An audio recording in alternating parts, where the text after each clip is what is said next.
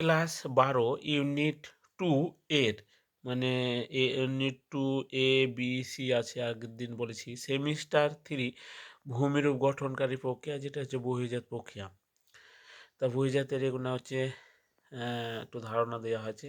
তা ১০টা প্রশ্ন বলেছিলাম সম্ভবত।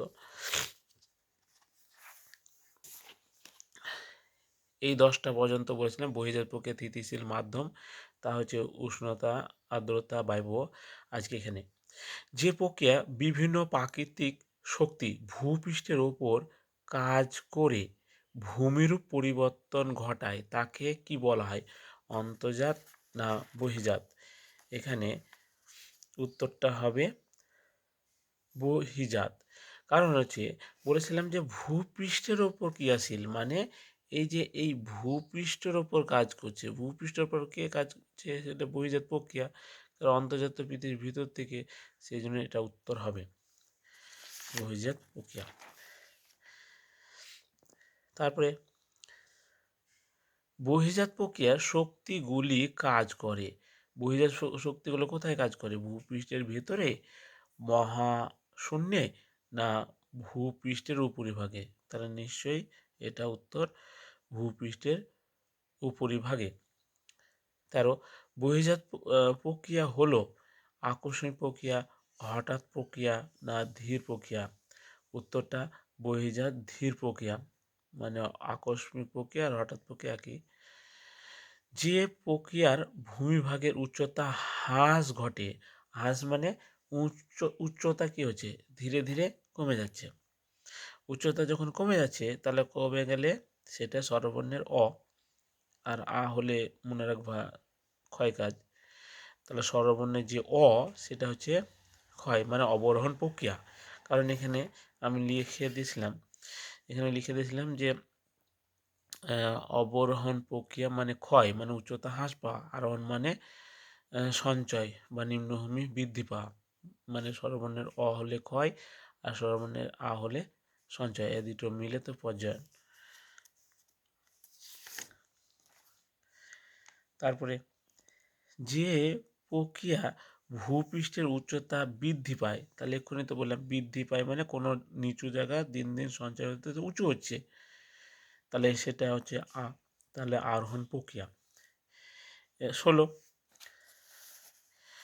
নম্বরে প্রশ্ন হচ্ছে আরোহণ ও অবরোহণ প্রক্রিয়া সম্মিলিত ফল, মানে এই দুজন মিলে কাজ করছে, এই দুজন মিলে কাজ করলে তাকে বলা হচ্ছে পর্যায়ন। ঠিক আছে, তাহলে উত্তরটা এখানে পর্যায়ন। এবার এই পর্যায়ন সম্বন্ধে একটু জেনে নিই। পর্যায়ন মানে গ্রেডেশন শব্দটা চেম্বারিন ও সেলিসবুরি ১৯০৪ খ্রিস্টাব্দে, আর গ্রেড মানে পর্যায়, মানে এই শব্দটা ব্যবহার করেছেন গিলবার্ট ১৮৭৬ খ্রিস্টাব্দে। যে প্রক্রিয়ার মাধ্যমে ক্ষয়, বহন ও সঞ্চয়ের মধ্যে সামঞ্জস্য তৈরি হয় তাকে পর্যায়ন না ক্ষয়বহন বলে? তাহলে উত্তরটা পর্যায়ন। কারণ যে ক্ষয় মানে বলেছিলাম যে অবরোহণ, ক্ষয় মানে বলেছিলাম যে অবরোহণ, আর সঞ্চয় মানে বলেছিলাম আরোহণ। তাহলে কি হচ্ছে এখানে বুঝতে পারবা যে ক্ষয় মানে অবরোহণ আর সঞ্চয় মানে আরোহণ দিয়ে সামঞ্জস্য মানে সমান চলে আসছে। সমান চলে আসছে মানে কি? এই যে এই অংশটা ক্ষয় হচ্ছে আর এই অংশটা সঞ্চয় হচ্ছে, দিয়ে ধরো এইভাবে মাথাটা সমান চলে আসছে, এই দেখো মাথাটা সমতলে পরিণত হচ্ছে, তখন সেটাকে পর্যায়ন বা কম্বাইন বলা হয়। অবরোহণের অপর নাম কি? তাহলে বুঝতে পারলাম যে এখানে অমানিত ক্ষয় বলেছি, তাহলে ক্ষয় সাধন। প্রধানত পুঞ্জিত পুঞ্জিত ক্ষলন মানে পুঞ্জিত ক্ষয় সংগঠিত হয় এখানে প্রবল ঝড়ে না অভিকর্ষ টানে? বলেছিলাম মাধ্যাকর্ষণ শক্তি টানে, তাহলে হচ্ছে অভিকর্ষ। এই যে বলেছিলাম যে মাধ্যাকর্ষণের টানে নিচের দিকে নেমে আসে পুঞ্জিত ক্ষয়, উঁচু থেকে এই যে ভাঙা জমা নিচের দিকে নেমে আসা, সেটাকে বলা হয় সমুদ্র পৃষ্ঠটাই মেন ক্ষয়ের শেষ সীমানা।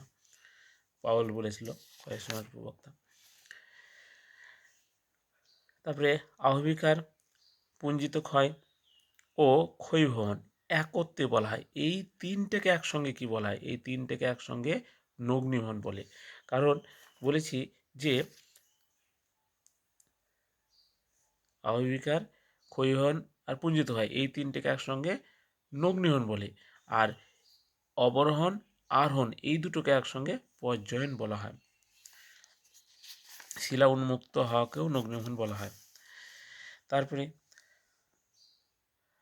অবরোহণ প্রক্রিয়ার অপর নাম অ অ মানি বলেছিলাম ক্ষয়, তাহলে অবরোহণ প্রক্রিয়া এখানে হচ্ছে ক্ষয় দেখতে পাচ্ছি না, তাহলে এখানে উত্তরটা নগ্নীভবন। কারণ অবরোহণের তিনটে অংশ, তো অবরোহণের তিনটে অংশ, অবরোহণের তিনটে অংশ অবিকার, ক্ষয়ীভবন, পুঞ্জিত হয়, এই তিনটে তো একই কাজ, তাহলে এটা নগ্নীভবন। সেই জন্য অবরোহণের আর এক নাম হচ্ছে নগ্নীভবন। ভূমিরূপ পরিবর্তনে এক কোনটি স্থৈতিক প্রক্রিয়া, মানে স্থির থাকছে, স্থিরটা হচ্ছে কোনটা? আরোহণ না অবরোহণ? আবহবিকার, তাহলে উত্তরটা আবহবিকার। আবহবিকার বলেছিলাম যে কোনো জিনিস ভাঙার পর, কোনো জিনিস যদি ভেঙে যায় তখন সেই ভাঙা জিনিসগুলো সেই জায়গাতেই পড়ে থাকছে। কোনো উঁচু ভূমি ক্ষয়প্রাপ্ত হলো, যে ভাঙা জিনিসগুলো সেইখানেই পড়ে থাকলো, তখন সেখানে থেকে যাচ্ছে, স্থৈতিক আকারে থেকে যাচ্ছে, সেই জন্য এটা হচ্ছে আবহবিকার। বহির্জাত শক্তির দ্বারাই শিলাস্তর উন্মুক্ত হওয়াকে কি বলা হয়? উন্মুক্ত হওয়াকে নগ্নীভবন বলে। নগ্নীভবন কেন বললে?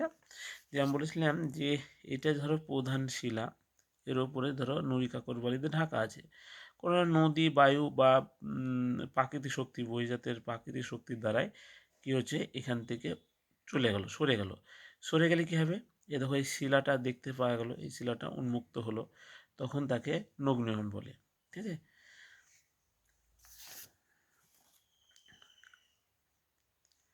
তারপরে বদ্বীপ, নদীর দ্বীপ, প্লাবনভূমি সৃষ্টি হয় ড্যাশ প্রক্রিয়া দ্বারা। এগুলো আমরা টেনে পড়েছিলাম যে এগুলো সঞ্চয়ের ফলে। তা সঞ্চয় মানে তো হচ্ছে আরোহণ প্রক্রিয়া, তাহলে এখানে আরোহণ প্রক্রিয়া, বদ্বীপ, নদীর দ্বীপ, নদীর মাঝে দ্বীপ, প্লাবনভূমি এগুলো। আর মন্থকূপ, গৌড়, ইয়ারদাং, এগুলো তো মন্থকূপ তো ক্ষয়ের, নদীর ক্ষয়ের ফলে, গৌড়, ইয়ারদাং এটা বায়ুর ক্ষয়কে বলে, তাহলে ক্ষয় বলছে, ক্ষয় মানে অবরোহণ প্রক্রিয়া, তাহলে উত্তরটা অবরোহণ প্রক্রিয়া। তাহলে আজকে এইটুকু।